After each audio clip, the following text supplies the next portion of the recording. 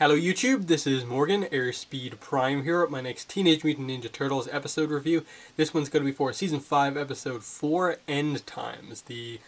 Basically the end of this initial arc within Season 5, given that we're having more of a kind of a season made up of kind of mini arcs type thing. So, yeah, solid episode, solid conclusion to what was, I think, pretty good arc. Nothing amazing, but definitely enjoyable with the whole kind of cult tone to it. And the last episode specifically, I liked aspects of what they did. Again, I don't think it perhaps had the depth that it should have had. It didn't really develop any character stuff all that much. It was very much they did what they kind of had to do given the plot that they had set up, and they did it, perfectly fine in that the stuff that we expected to happen, happened.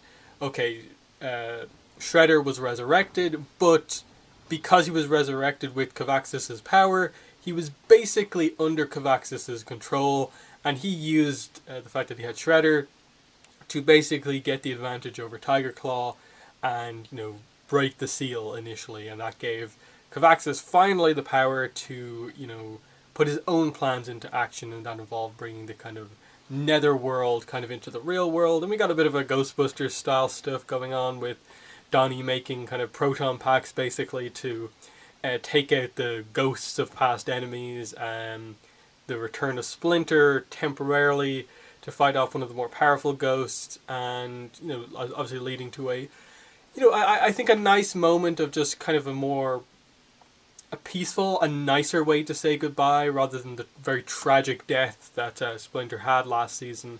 This was finally like okay, he's here just for a couple of seconds, and they can finally say goodbye to each other properly on good terms. The Splinter's family together, I suppose, at last. His actual daughter Karai, and then his kind of adopted sons, and people he really does care about, and that he is effectively, in a way, April, he's almost taken on that father role as well. So, a lot of important characters to him, and it was nice. They didn't perhaps go as emotionally in depth as maybe they should have, but it was nice for sure.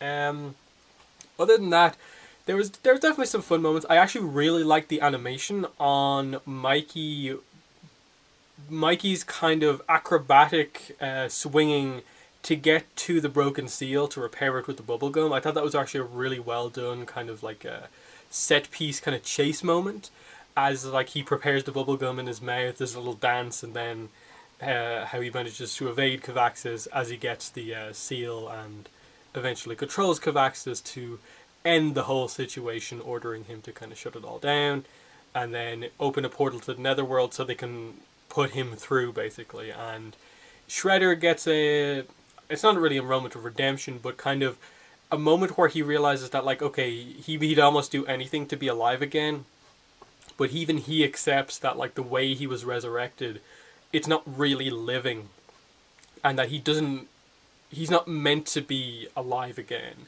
and he's fine with getting rid of this demo dragon from this world, sacrificing himself, going back to the netherworld. That was, not a crazy in-depth character moment, but a nice thing to do, just that, he has this moment where he ends up helping, everyone else, but really it's just that, he's this dragon resurrected me in a way that I didn't want to. I'm returning the favor. And then we get some dialogue to basically confirm, potentially, that Tiger Claw and potentially the last kind of remnants of, Shredder's kind of, and the other group of villains have a truce with the Turtles now. I don't know if that was just referring to the fact that for this situation they helped each other out and then just immediately fight, or that at some point in the future they're going to get back to being at odds with each other again. Because I can't see them just leaving Tiger Claw like he is. I think there will be more with him, probably with him and Alpex. Something will happen, but we're not really sure, of course. Beyond that, definitely it's one of those ones where I felt they maybe could have done a little bit more with what was going on here. It felt like they were building to something with April and Cavaxis, with regards to him noting that she is more powerful. Now, that of course could be a setup for something that happens with maybe a more April-focused arc as we go through the rest of the season. Like, we've still got 16 episodes to go. So maybe that is a setup for something down the line and not necessarily just for that arc, but, you know, it was what it was. We got the return of Casey from injury. He wasn't in the last episode as far as I remember. Karai returns from injury. Leatherhead was in this episode for a little bit, didn't really get a chance to shine, just he was there to add some extra firepower, muscle to the team. And I think that's really about it. That's the core of it in general. I think they could have set up some stuff a little bit better, like the whole idea of like Cavaxis and his like 3 goals to accomplish before he was able to, you know, fulfill his plan, and that like the whole basically taking the soul of a powerful warrior, reviving an evil warrior, and then breaking the seal. It was like, okay, I would have liked a little bit more setup for that sort of legend behind like the specific way you go about giving a demo dragon power. But, you know, the little bit of exposition there was nice to at least confirm that there was some planning involved in this whole thing.